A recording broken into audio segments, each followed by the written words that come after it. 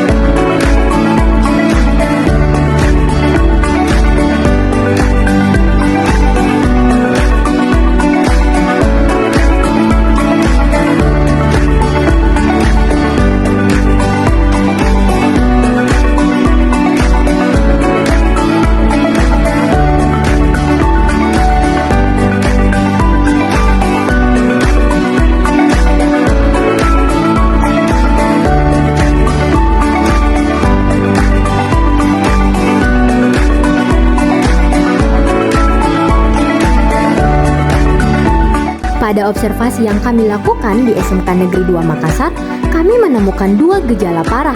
Yang pertama yaitu pasivitas dan yang kedua yaitu prokrastinasi. Kami mengambil dua orang siswa sebagai subjek dalam observasi kelompok kami, di mana siswa A cenderung diam dan cepat menyerah saat ada tugas analisis, sedangkan siswa B memiliki sifat yang pemalu dan pasif dalam interaksi sosial. Nah, puncaknya, keduanya sama-sama memiliki catatan yaitu sering telat mengumpulkan tugas. Nah, fenomena ini dinamakan dengan kegagalan regulasi diri.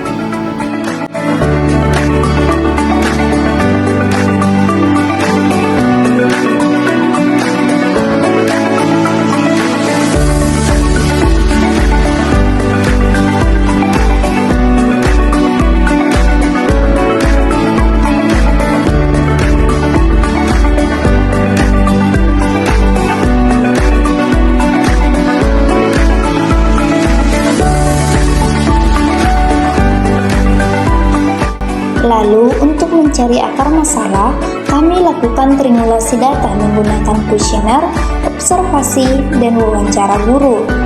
Dari kuesioner self-efikasi, kami dapat data kontraks. Siswa A dapat skor 2,5, jujur mengakui keraguannya, tapi siswa B skornya 4,0, maksimal. Kenapa siswa B skornya tinggi tapi perilakunya pasif? Jadi, analisis kami bahwa ini adalah bias desirabilitas sosial. Skor 4,0 itu adalah tameng pertahanan. Dia menjawab ideal, padahal aslinya ragu untuk menutupi kerentanan citra dirinya. Ini menunjukkan masalah siswa B jauh lebih kompleks dan tersembunyi.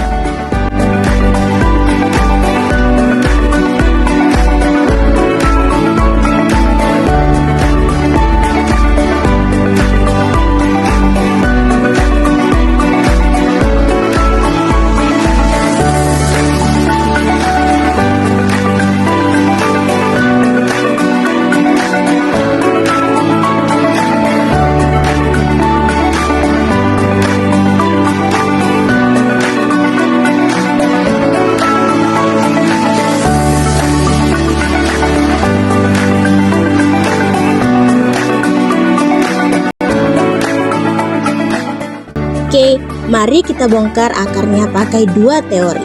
Pertama yaitu teori Bandura. Semua gejala tadi bermuara pada low self-efficacy atau rasa percaya diri yang rendah. Siswa A dan B pasif dan menunda tugas karena mereka tidak yakin akan mampu berhasil. Mereka takut hasilnya tidak sesuai harapan. Ini karena mereka kurang mendapatkan pengalaman berhasil nyata atau mystery experiences di masa lalu. Tugas berat di SMK terasa seperti ancaman, bukan tantangan. Lalu yang kedua yaitu teori Erikson. Ingat, mereka remaja. Mereka ada di tahap identitas versus kebingungan peran. Masalahnya adalah kompas karir mereka hilang. Guru mengonfirmasi mereka bingung mau jadi apa. Kebingungan tujuan vokasional ini adalah faktor pemicu psikologis. Kalau mereka tidak melihat relevansi pelajaran dengan masa depan, wajar mereka jadi cuek dan malas. Jadi kesimpulannya, masalah ini adalah gangguan yang kompleks.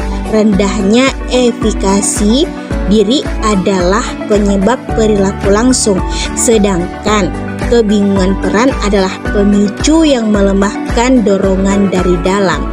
Harus ada solusi yang menargetkan keduanya.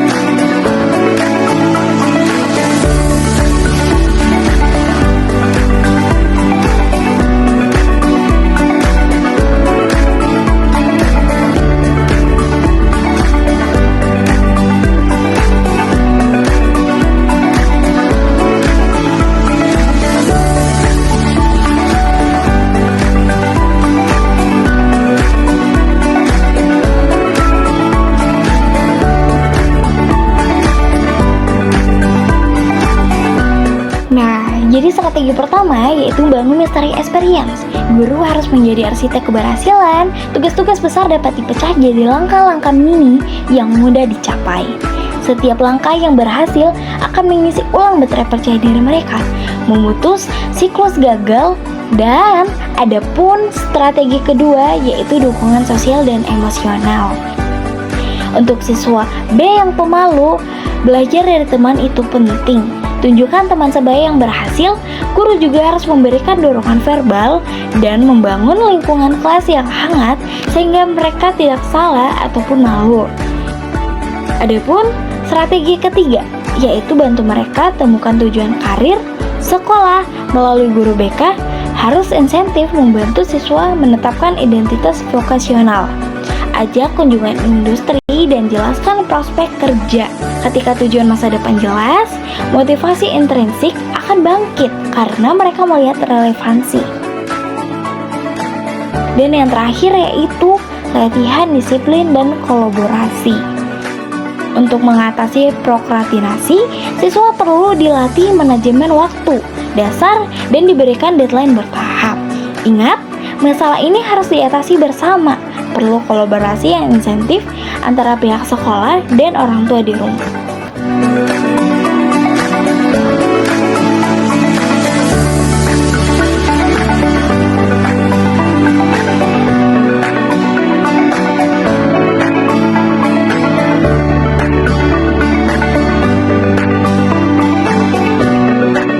Nah, jadi kita bisa simpulkan bahwa motivasi rendah bukan sekedar karena malas.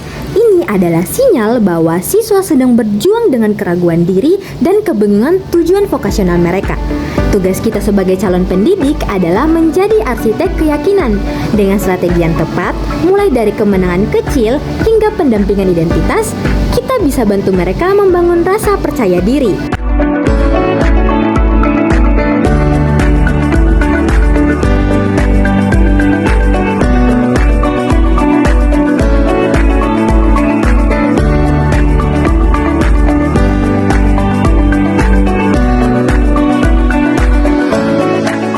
Sekian video observasi dari kelompok kami. Terima kasih telah menonton. Wassalamualaikum warahmatullahi wabarakatuh.